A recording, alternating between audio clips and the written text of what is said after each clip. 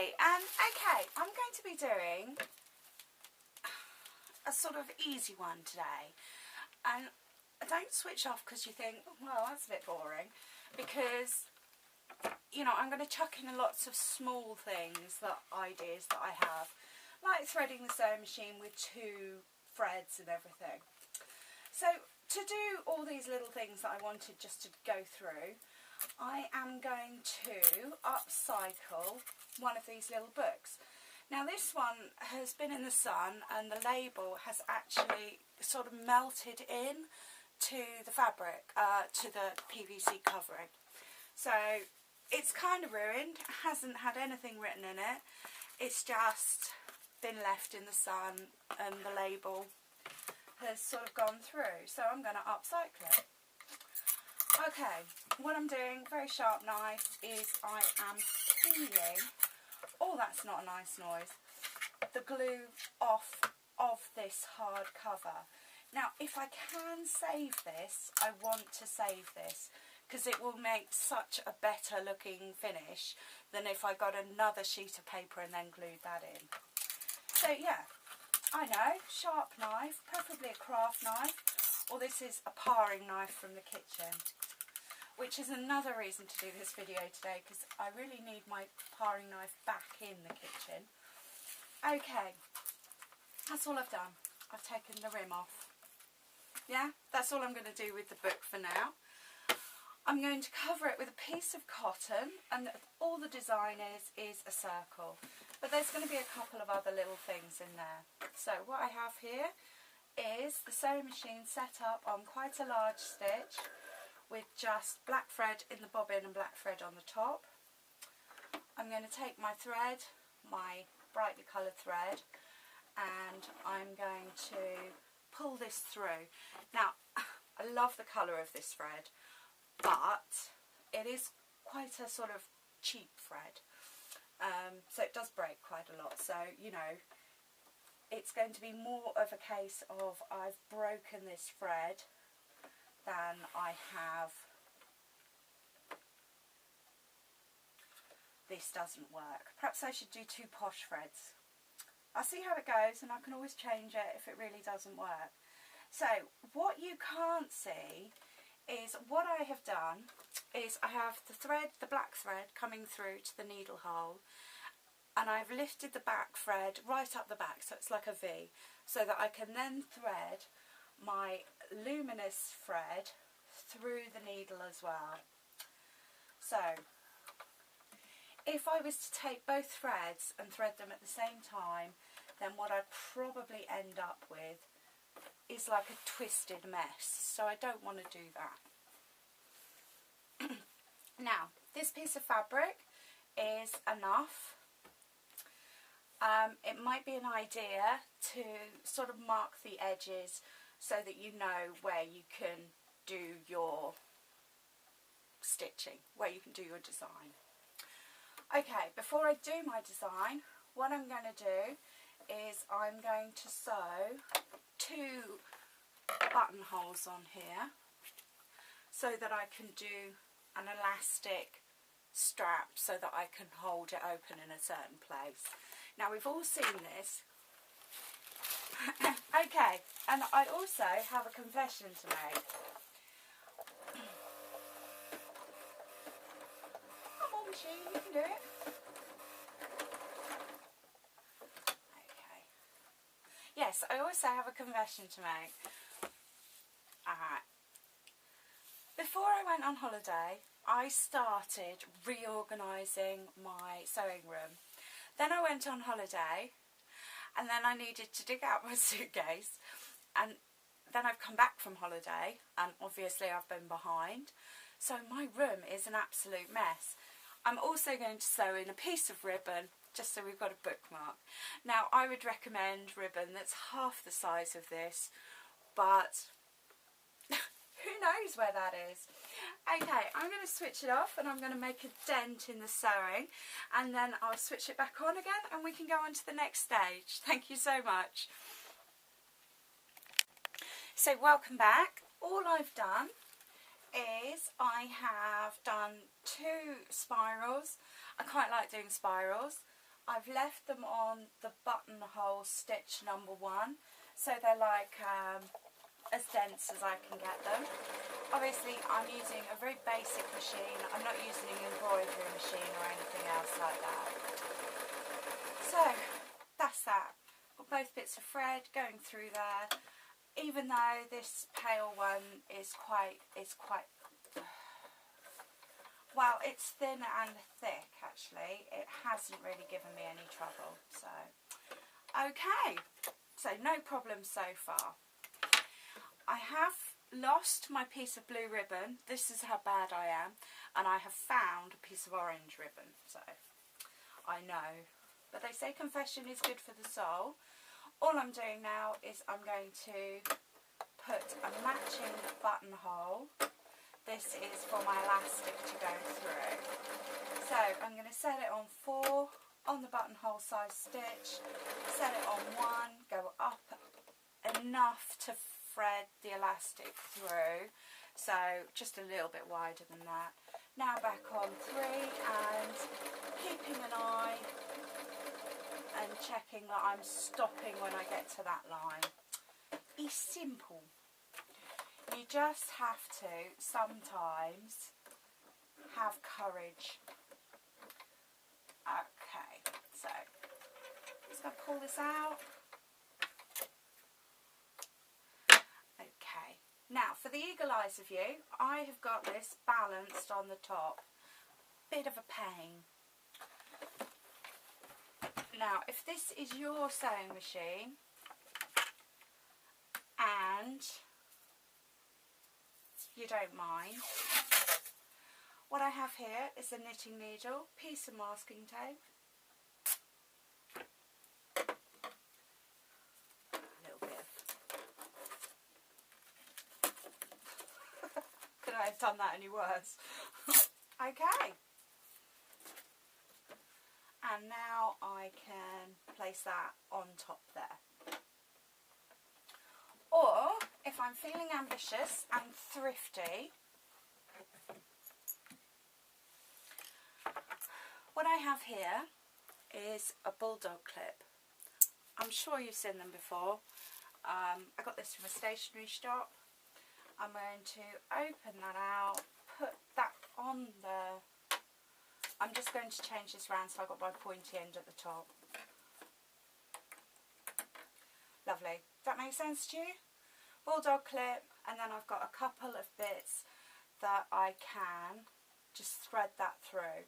And that means that I've got such a better line for this. If I had 2 bulldog clips, I could put one sort of halfway down, and then that would stop my reel of cotton falling down as well. So, yeah. Which is fine. Now, I've got one of these ones that go up and down, and I've lost the end cap, so it is quite annoying, and I may be using this anyway. What I have here is a mug, something that you don't mind getting a bit ratty. This is my broken pin bin. It's horrible in there, and every time I break a needle or break a pin, I put that there. Okay, I may need a little bit more tape to do that, but what I can do is I can place my reel in. Now, okay, how much do these cost is a bit of a tricky one. This one came with the machine, so it came with my overlocker, so it was free. I've bought one from a shop for £2.99, and that was 5,000. Is it 5,000? It's a lot anyway. Hang on. Yeah. So this one was £2.20, and it doesn't say how long it is. But the blue ones that I've got in my overlocker are £1 a reel. I know. I prefer the blue ones. So yes, there we are. I've got suitable cotton in a relatively easy way. I'm so waffling. Should we get back to this make? Alright, a pin. all I'm doing now is that I'm cutting my buttonholes.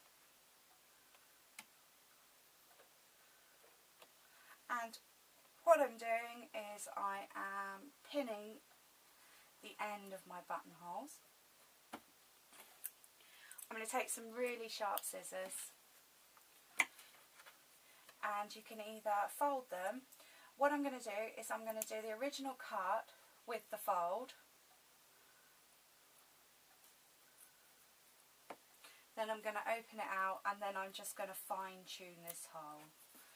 Now if you have a stitch picker, then you can just slide that in, and it's great fun. It's very rewarding.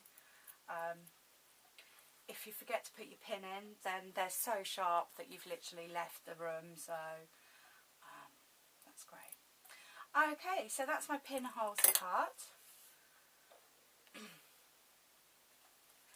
Elastic wise, when I first done this, I did make the mistake of doing my elastic too tight, and then that made it difficult to get everything else in the right place.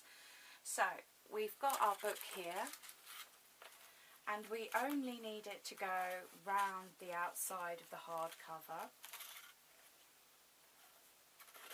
So if I measure it up and then just take a little bit off. But before, when I've done it so tight that it sort of pings out, and then it's distorted this cover. Okay, I'm going to thread this through here, this through here.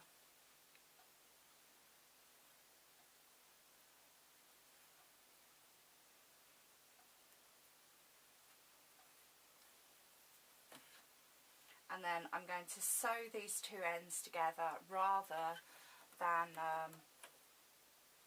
putting a knot in. It's just so that I can get it to lie flat. And I'm going to do it on the inside of the fabric. So, but if you do it, you can always move it around. And probably best if I put the machine on a forward stitch. You can do it, machine. There's a thread everywhere.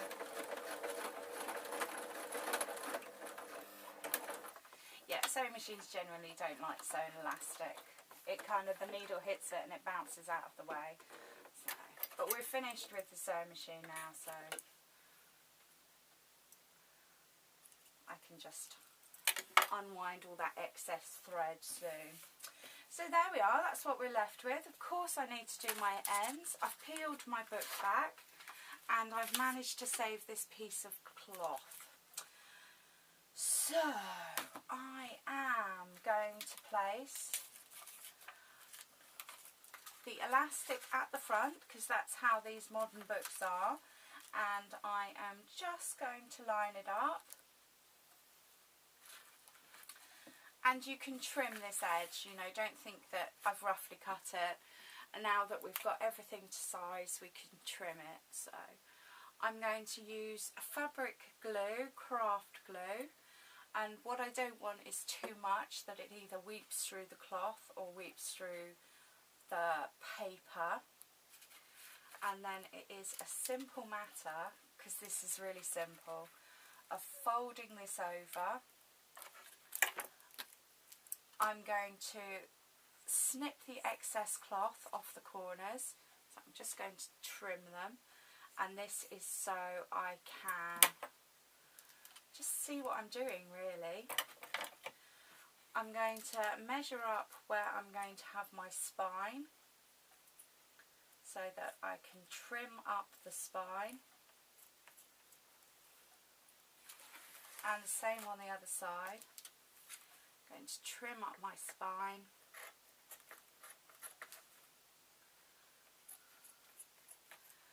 and this little leg bit, I'm now going to place a tiny amount of glue, and I can then fold that over so I've got a very neat finish. I'm going to double check that my margins are at the top again. I'm going to place my ribbon in that glue. Okay, if I do that. Yes, some glues are better than others. Some you may need to sort of let them set a bit before you can use it, and sometimes you've got to be really quick to do it before they set. So this is midway. I'm just folding up the other leg there of the flap for the spine. Alright, so now everything is ready for, you might find it better to cut the excess of these threads off before we do this. Okay, I'm going to place it, I'm going to wiggle it, I'm going to adjust it, I'm going to place it again, and then when I'm happy, I can then fold over the paper, make sure my corners are tucked in. I can either use a pin just to hold it whilst it dries. There is no reason why not. And it is a case of, have you got a couple of spare hands? Now, we've been careful not to use an excess of glue, because the actual best way of holding this shut is to close the book. Unless, of course, you're lucky and you have a weight. So, I've done half of it. I have half of it to go. I'm going to actually trim a lot of this cloth off because there's no point keeping it. You know, just because I have sewn a pattern means nothing. I'm going to trim my corners again so that it lies flat.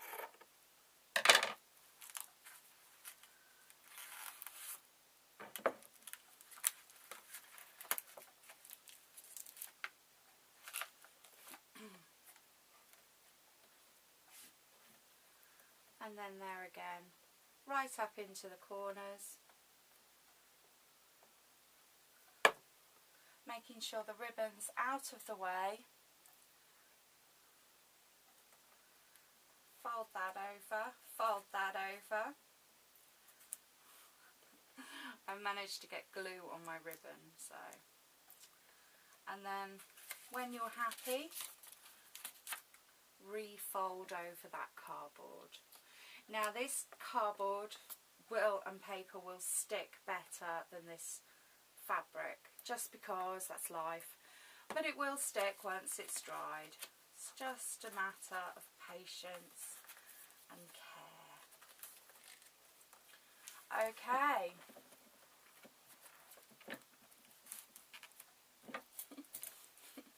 No, that doesn't work. I can't just leave it like that. Tell you I've done it. So here we are. I have my hairy book. I should have done it, shouldn't I?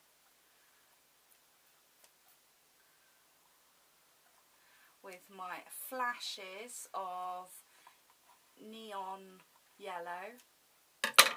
I have my elastic, which I can pull round so that I can hide those stitches. And then my ribbon, which I can adjust when I'm ready. Okay, things to watch out for is keep your margins at the top like you would on a normal book, and you can even find a way to mark that so that you know that you are.